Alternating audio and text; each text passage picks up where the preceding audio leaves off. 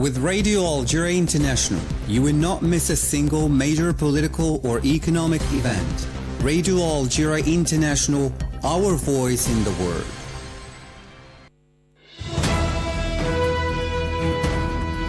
This is the English service of Radio Algeria International. It's time for the news. President of the Republic, Mr. Abdelmajid Tebboune, Supreme Commander of the Armed Forces and Minister of National Defense, has chaired a cabinet meeting devoted to examining several national files. UNRWA's General Commissioner Philip Lazzarini has expressed concern at a new project issued by the UN High Commissioner for Refugees, revealing that the destruction of districts in Gaza and the community's expulsion are tantamount to an ethnic cleansing. UN Secretary-General Antonio Guterres has denounced in his speech at the 61st regular session of the UN Human Rights Council in Geneva the rise of the law of the strongest, which he described as a full-scale attack on human rights around the world.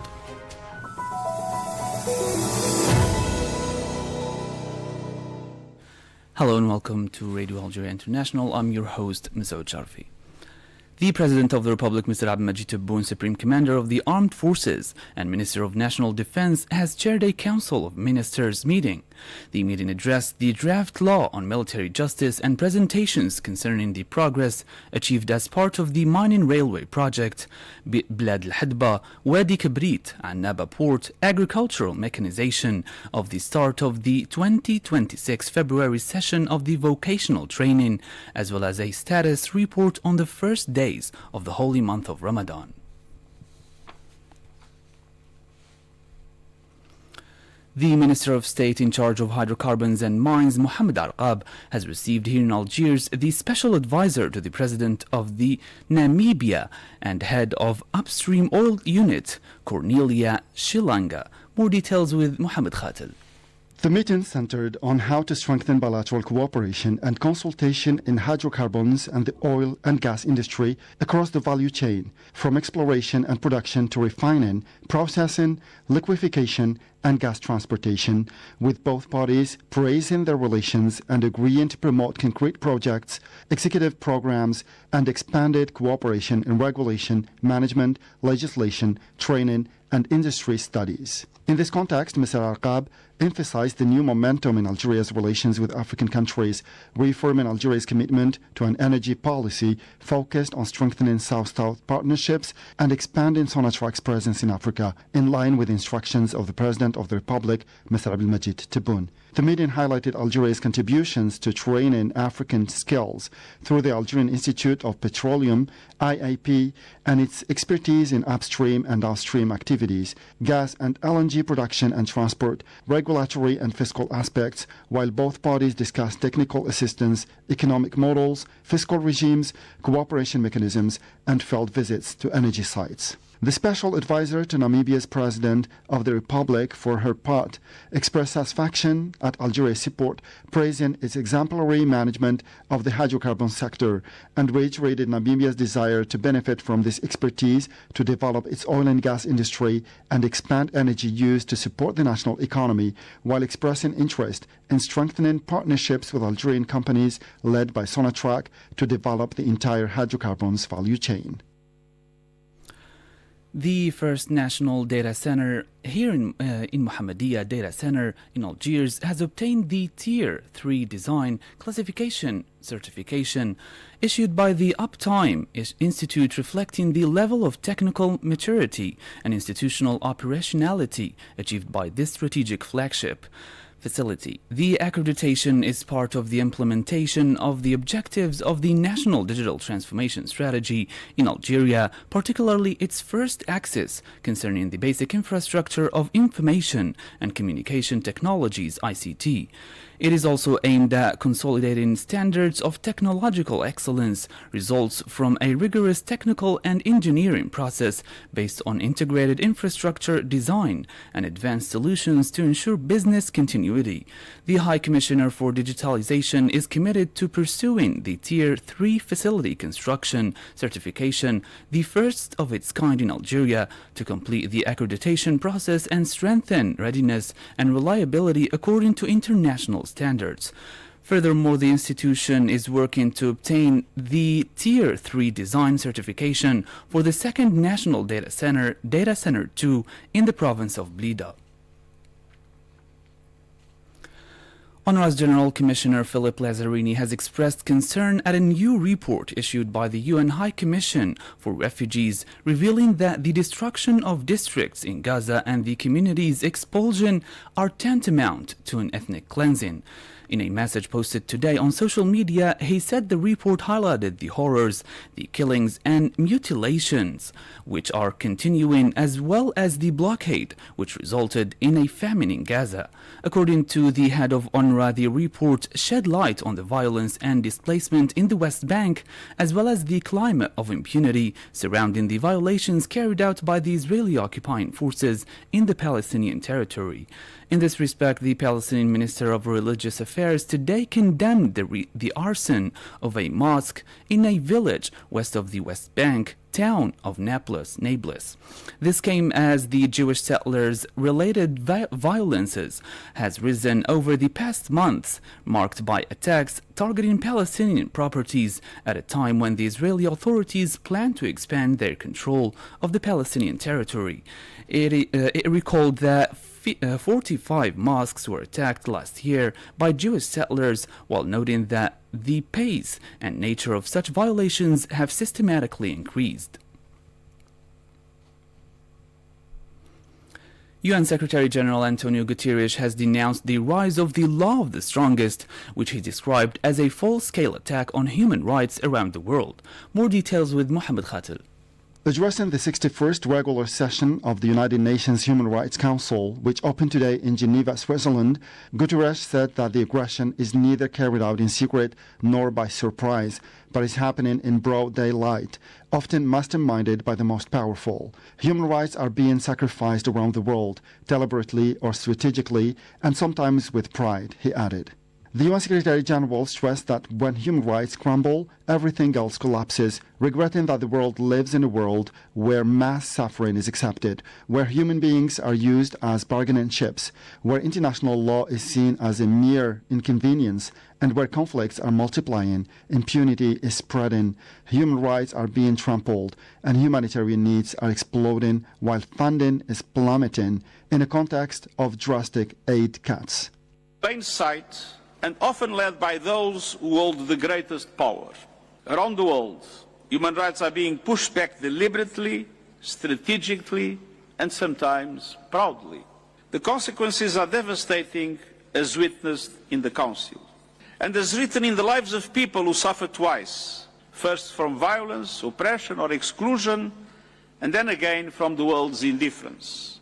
When human rights fall, everything else trembles. Peace, development, social cohesion, trust, solidarity. This is precisely why the tools of the Human Rights Council, such as the special rapporteurs, special procedures, investigative mechanisms and universal periodic review are essential. And it is precisely why, as we mark the Council's 20th anniversary, we also recognize it's more important than ever to translate geopolitical engagement into a path towards strengthening human rights everywhere. According to Mr. Guterres, technology, particularly artificial intelligence, is increasingly being used in ways that repress, exacerbate inequalities, and expose marginalized people to new forms of discrimination, both online and offline.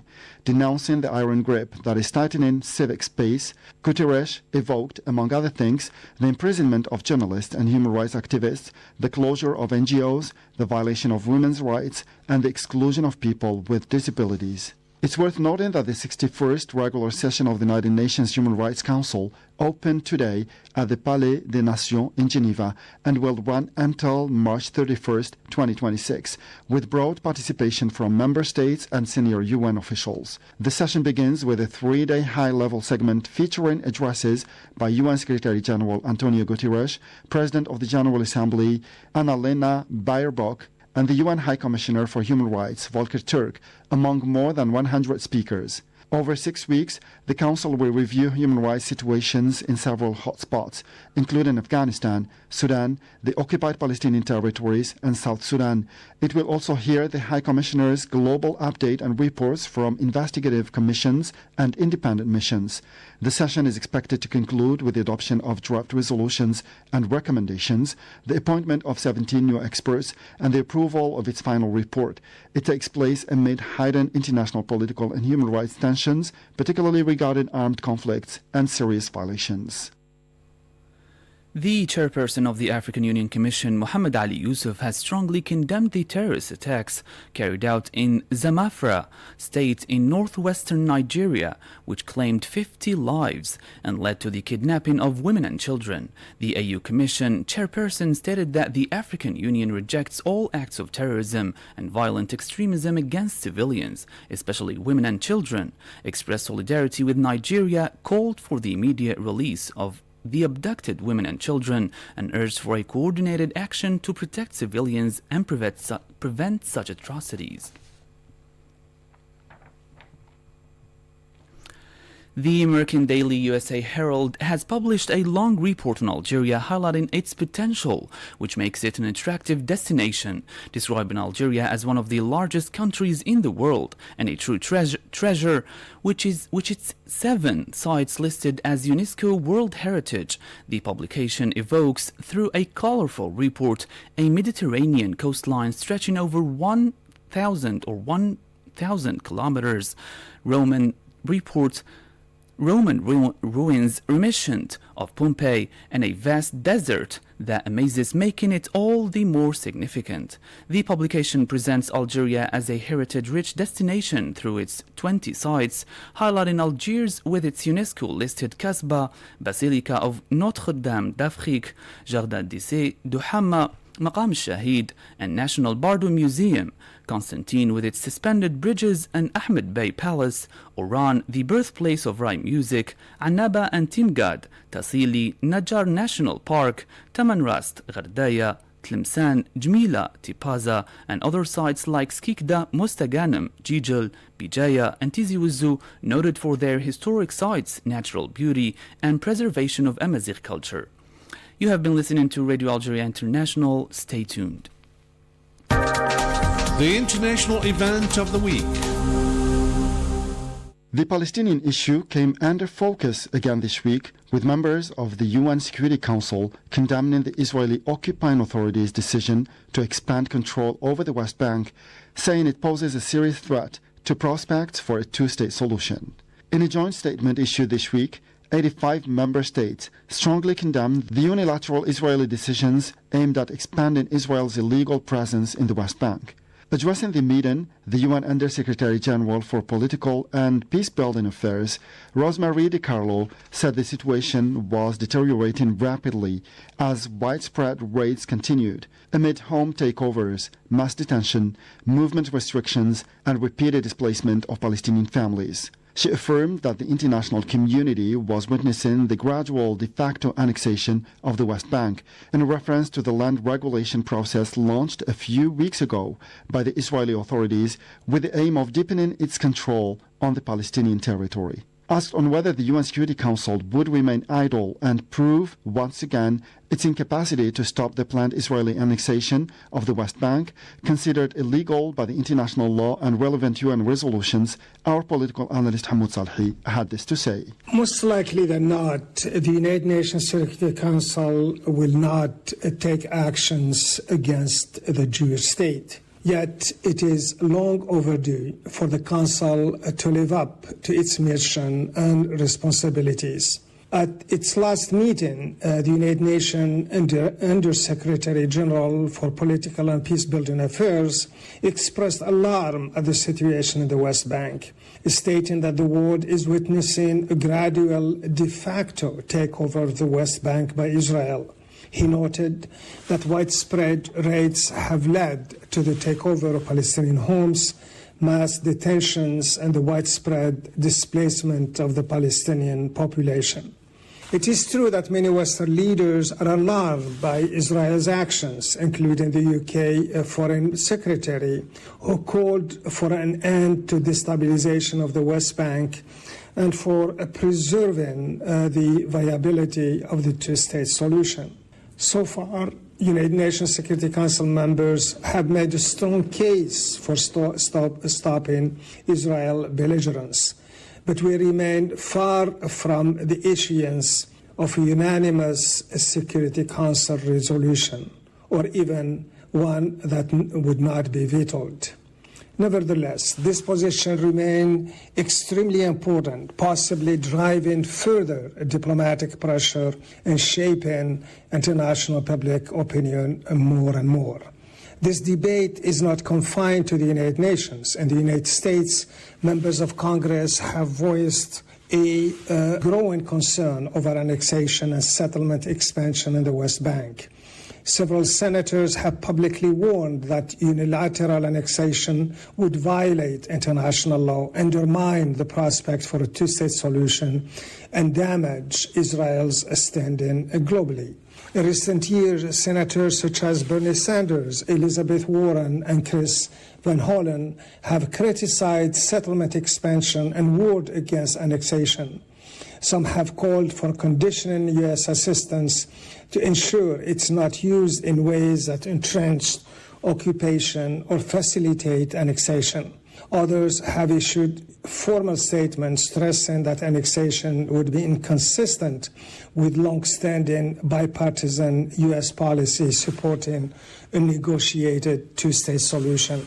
These congressional voices reflect a broader shift in American public opinion. Recent polling shows a steady increase in sympathy for Palestinians, particularly among younger Americans and Democrats voters.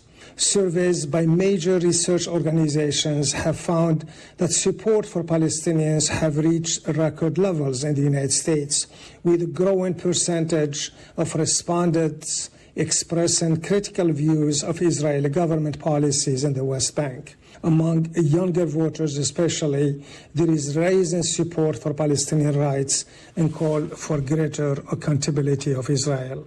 This shift in public opinion is significant. The U.S. has long been Israel's strongest diplomatic ally, often shielding it from binding Security Council actions through the use of the veto. But as American public attitude evolve, political pressure on U.S. lawmakers may increase. Congressional debate is becoming more open, and criticism of settlement expansion, once politically marginal, is now part of mainstream discussion. The UN Security Council session came on the eve of the inaugural meeting of the Board of Peace set up as part of the 20-point peace plan for Gaza worked out by U.S. President Donald Trump. The meeting, held 1 month after the ceremonial signing of the Charter of the Board of Peace in Davos, Switzerland, focused on the complex challenges facing Gaza, notably the reconstruction financing and the flow of humanitarian aid. The Board of Peace was endorsed in November 2025 by the UN Security Council with the sole mandate of restoring peace in Gaza. U.S. President Donald Trump is the sole chairman and represents the U.S. and has the sole right to invite others to join the board, veto decisions, and create, modify, or dissolve subsidy entities. Although the board's charter does not mention Gaza at all, it emphasized its global ambition to resolve conflicts. Although there have been calls for the UN Security Council to be reformed to allow for a fair representation of member countries, it has the primary responsibility for the maintenance of international peace and security, as provided for by the UN Charter. Asked if the Board of Peace, whose goal, as President Trump put it, was to create world peace, was aiming to overstep the United Nations, as denounced by some EU countries, our political analyst Hamoud Salhi commented the issue. Initially, the Board of Peace was created by the United States as part of President Donald Trump's peace plan for Gaza. It was included in his 20-point peace proposal. It was later expanded to cover all conflicts around the world, and now it appears to be positioned as a body that oversees the activities the United Nations, the peace activities United Nations take. According to President Donald Trump, the UN has not lived up to its responsibilities. In a recent declaration, he stated the board would almost be looking over the UN and making sure it runs properly. However, as one reporter noted, the United Nations Charter does not permit external oversight of the organization. This legal reality may not have escaped members of the United States Congress, some of whom have questioned the merits of establishing such a board and how it would function. Several senators have raised concerns that the board could be a disguised attempt to replace the United Nations and have questioned how that would work in practice. A senator from Massachusetts described it as an overt attempt to replace the United Nations and asked how the administration would comply with statutory requirements to notify Congress of international commitments. This suggests that the responsibility assigned to the board may exceed what the United States is legally authorized to undertake. Initially, the idea of establishing a peace board was approved by United Nations Security Council, but it was only in relation to Gaza. President Trump later expanded its scope to other conflicts, effectively positioning it in a role traditionally held by the United Nations. This expansion has led many to question the true purpose of the Board of Peace, viewing it perhaps as an attempt to replace the United Nations altogether. While many critics agree that the UN can be inefficient, they do stop short of supporting the creation of a new body outside the United Nations framework, especially one perceived by its creator as standing above the United Nations. For some, the idea of replacing a multilateral institution like the UN with a structure led by a single superpower, governed by one board and one unelected leaders, raises significant concerns. A major tribute was paid to the former Palestinian delegate general to France, Leila Shahid, who died this week at the age of 76. She was the first female diplomat representing Palestine abroad. She was a staunch advocate of the Palestinian cause and defender of the rights of the Palestinians.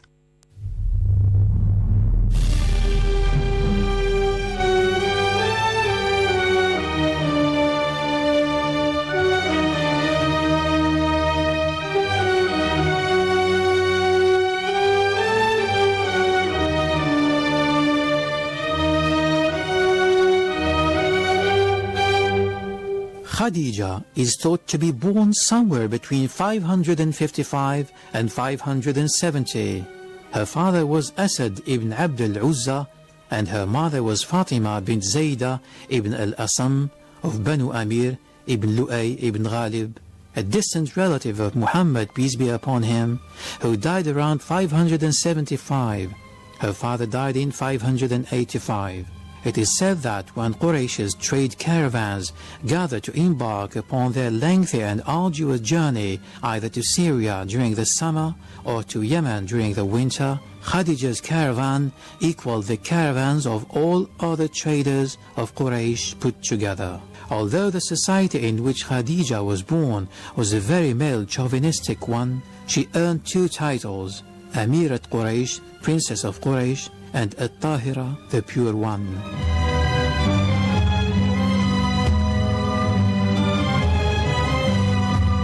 Khadija, who was a businesswoman, needed the services of an honest individual to manage her trade.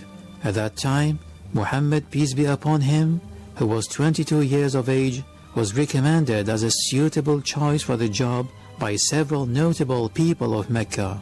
Due to his success in various commercial-related ventures, Khadija prospered in her business.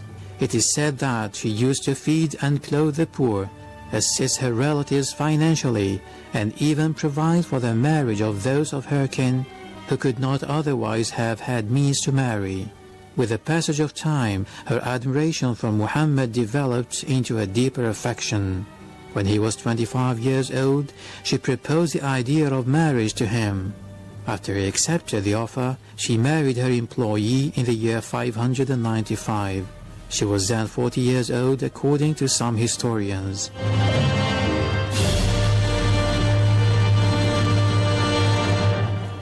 When Prophet Muhammad, peace be upon him, received his first revelation from the angel Gabriel, she was the first person among both males and females to accept Islam. According to some sources, it was Khadija's parental cousin, Waraqa ibn Nawfal, who informed Muhammad of his prophethood soon after his vision of the angel. She remained at his side and supported him throughout his mission to spread Islam. Muhammad, peace be upon him, took no other wife until after her death, out of his love for her. The year of her death is known as the year of sorrow, because of the devastation that it caused him, and it was also the same year in which his uncle and protector Abu Talib died. She was either 58 or 65 years old. Her body was buried in Mecca. She had a total of 6 children, 2 sons and 4 daughters. All 6 children were born before the Prophet of Islam started preaching the new faith. The first son, Qasim ibn Muhammad, died when he was 2. Muhammad was nicknamed Abu al-Qasim, meaning the father of Qasim. The youngest son was named Abdullah.